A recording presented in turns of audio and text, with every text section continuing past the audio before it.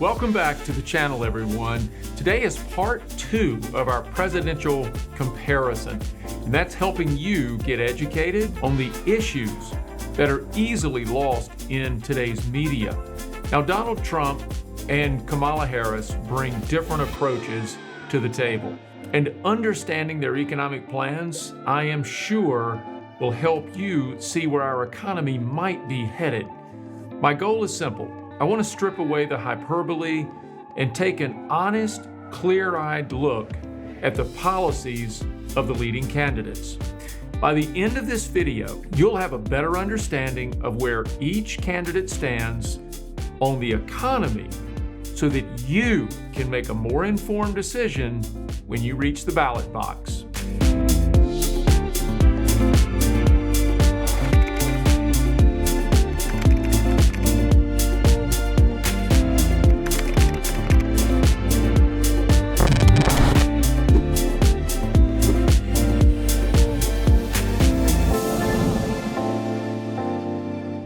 I want to bookend this show with the stats of our economy, strictly from a financial viewpoint. My reasoning is simple. The policies of Kamala Harris or Donald Trump will certainly affect our economy. Therefore, giving you the current state of our financial condition will help you better understand the short and long-term implications of policies from either candidate. Let's do this by having a look at the United States debt clock. Now, you can find this at usdebtclock.org. It's a free service, and it's a great resource if you like to see things through the lens of numbers. Let's start with U.S. federal spending. The current fiscal year, it's $7.1 trillion. That's over 12 months, folks. Now, the revenue from taxes in that same period is just $5 trillion. We've spent $2 trillion beyond what was budgeted. That's a huge amount of money, and that adds to the $35 trillion of debt that I've spoke of first. Now, what's the interest on that debt? Well, currently it's about $934 billion every year. That's almost $1 trillion a year interest cost alone. That doesn't touch the debt. And then what about unfunded liabilities? This is one that nobody's talking about. Our unfunded liabilities, things like Social Security, disability, other benefit programs, we're talking $200 trillion. These are striking numbers. And neither candidate, nor any president for that matter that I can remember, is dealing with this enormous debt. Now, more on this later. Right now, let's get into the current candidates. We'll start with Donald Trump. Now, he's known for his America First stance, and Trump's economic approach, it's always focused heavily on tax cuts, deregulation, and trade renegotiation. Let's talk tax cuts for a minute. During his presidency, Donald Trump pushed for significant tax reforms. He slashed corporate taxes from 35% to 21%, and his argument was this would boost investments, spur job growth, and keep businesses competitive on the global stage. Trump also believes that lower taxes at the corporate level encourages more business in the United States. And that means more jobs and better economy without raising taxes. Trump also believes in deregulation. So his administration during his first term rolled back numerous regulations, particularly in the energy sector. He believed that reducing government intervention would allow businesses to thrive and drive more economic growth. His plan going into 2025, should he be elected, would be little changed. Now, let's talk about trade policies. Trump, he is well known for his tough stance on trade. Everyone's heard about his tariffs. Particularly, he's tough on China. And rightfully so, because we lose a lot to these foreign competitors every year in the way of intellectual property.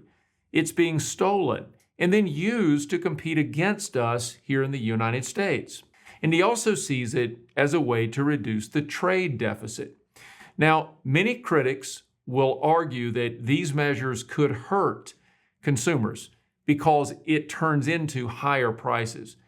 But if used the right way, tariffs are sometimes necessary to level the playing field. Now, overall, Trump's approach is rooted in the belief that reducing taxes and regulation, it encourages business growth and job creation. Many experts will tell you, and this is not new, they will say that Trump's plan will raise the deficit by $5 trillion over the next 10 years.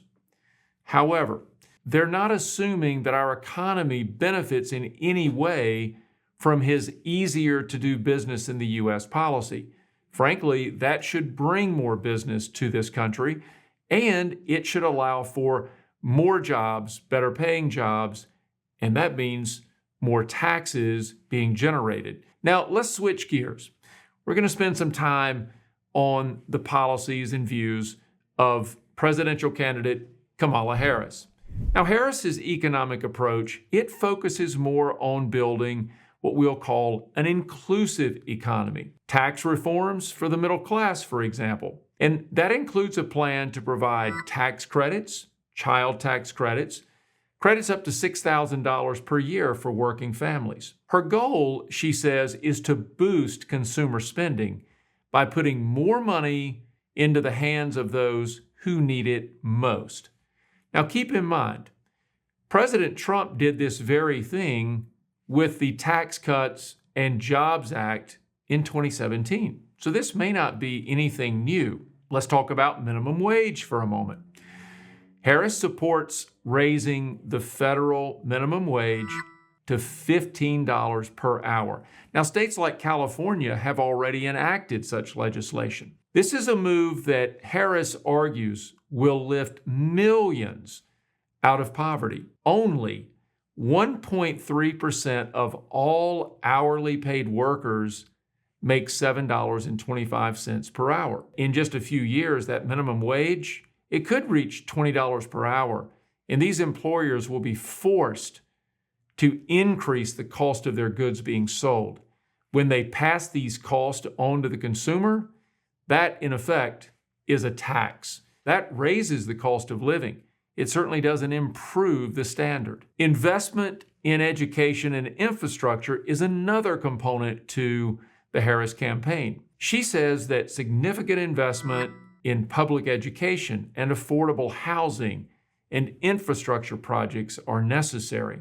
And she could be right. She believes these investments are essential for long-term economic growth, and she believes it will create jobs while supporting a more equitable economy. Equitable has a different meaning to different people, and she sees it through the lens of forgiving student debt, providing first-time home buyers with a $25,000 credit towards their new home purchase. Now, with the 3 million affordable homes that she proposes to build in the coming years, giving every one of those homeowners a payout of $25,000 towards that purchase, the real cost of such accommodative measures, it is hard to quantify. Harris's economic plan also aims to reduce income inequality and to ensure that economic growth benefits all Americans, not just the wealthy. And I think we're all for that. In my opinion, however, policies must be focused on helping people climb into prosperity, not fall into it. Moreover, Harris seems pretty committed to capping prices at the retail level. Every expert on the planet seems to be in agreement that capping prices would be bad medicine for our economy. So, let's summarize.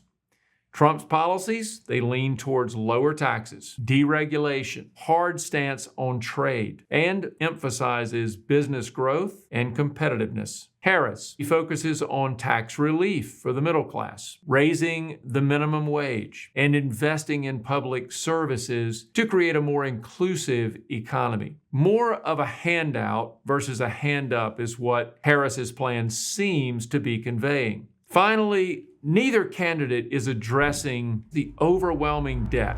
Trump, a pro-business person, is probably the winner on some of these issues. Harris is more focused on bigger government spending, and that's to equalize society, something that is closer to impossible than possible, in my opinion. These are two very different economic philosophies, but which one aligns with your vision for the country? Let me know in the comments below. And don't forget to subscribe for more insights on politics and the economy. And of course, good wealth management strategies. If you found today's video helpful, be sure to give it a thumbs up, share it with others who might benefit. Thanks for watching. I'll see you next time on We're Talking Money.